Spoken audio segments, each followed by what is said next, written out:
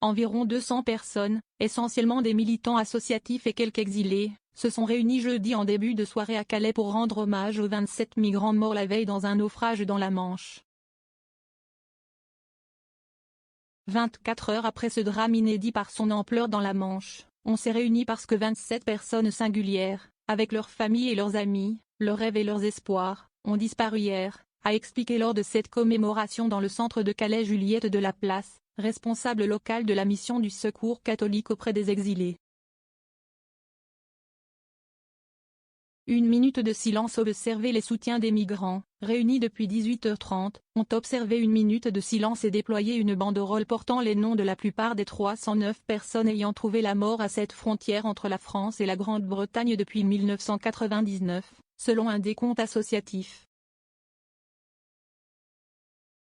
Cela porte donc le nombre des décès à 336, avec les victimes du naufrage mercredi, selon ce décompte. Je me sens très triste.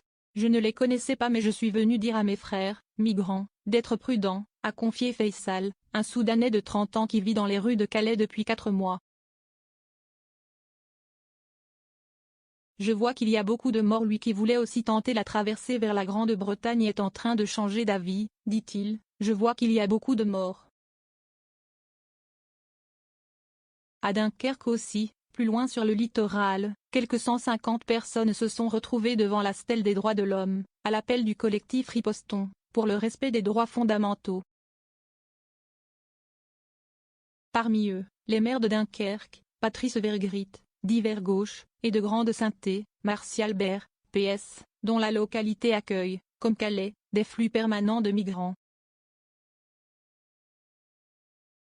On doit s'indigner par rapport à cette politique française et britannique. On doit s'indigner par rapport à cette politique française et britannique qui met les exilés en situation de n'avoir pour seul recours que les passeurs. Le scandale des passeurs, a lancé Bernard Champagne au nom de la Ligue des droits de l'homme.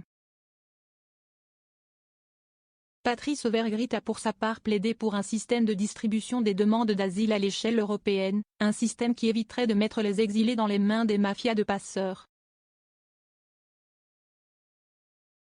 54 commentaires, 15 partages partagés sur Messenger, partagés sur Facebook, partagés sur Twitter, partagés sur Flipboard, partagés sur Pinterest, partagés sur LinkedIn, envoyé par mail, sauvegarder une faute, imprimé.